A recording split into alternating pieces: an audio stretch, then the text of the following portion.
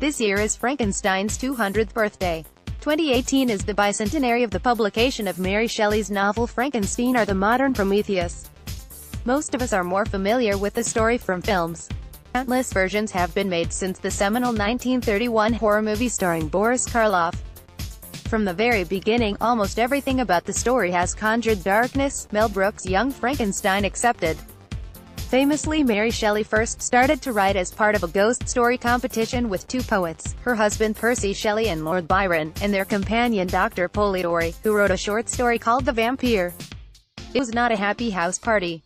Byron and Shelley were practically on the run, having offended social conventions in England. They were all briefly holed up in the Villa Diodati on the banks of Lake Geneva during the year without summer, when the aftermath of a volcanic eruption in Indonesia blocked out the sun's rays, making much of the world cold and dark. Image: scientific innovation can get out of the control of its creators. Picrex: Mary Shelley's tale has held us in chilly fascination ever since.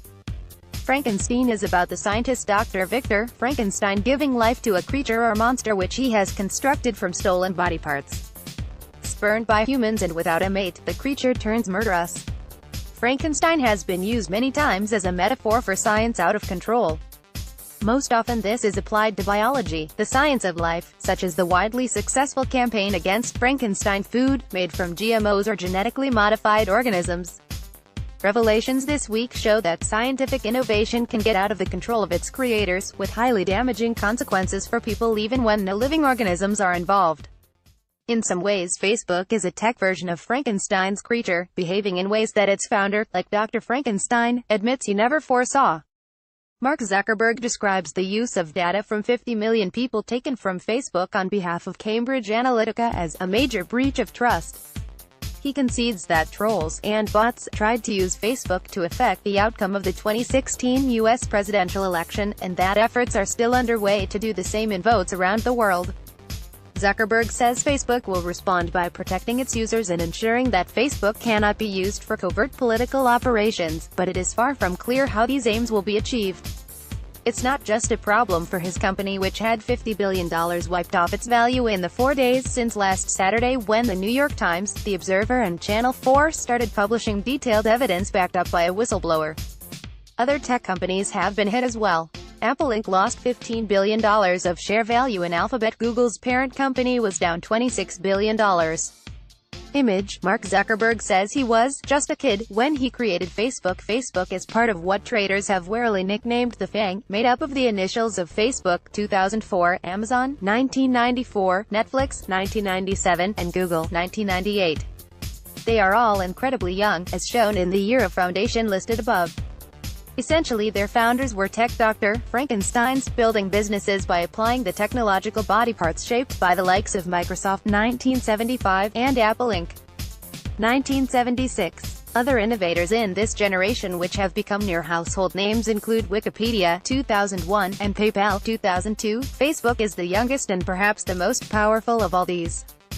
As our technology correspondent Tom Cheshire put it last week when we were discussing whether people should shut their accounts, for many people Facebook is the internet. Facebook also has by far the youngest founder and chief executive. Mark Zuckerberg is just 33 years old.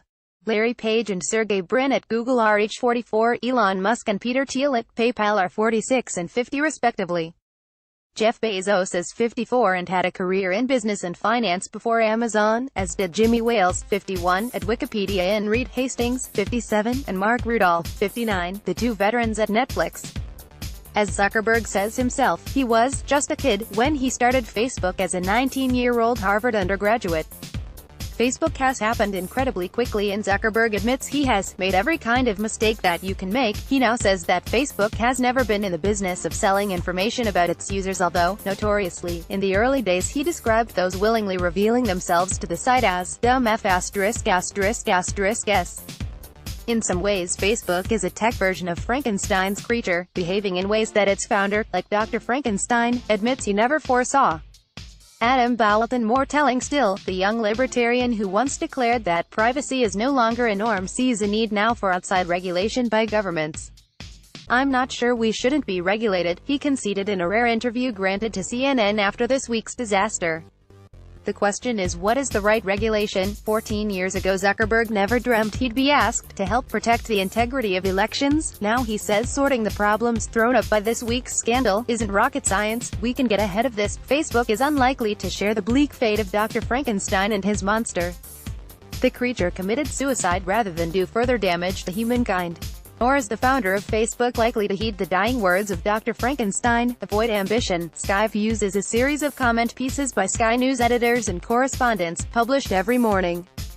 Previously on Sky Views, Ian King, U.S. must stop dragging its feet over RBS fine.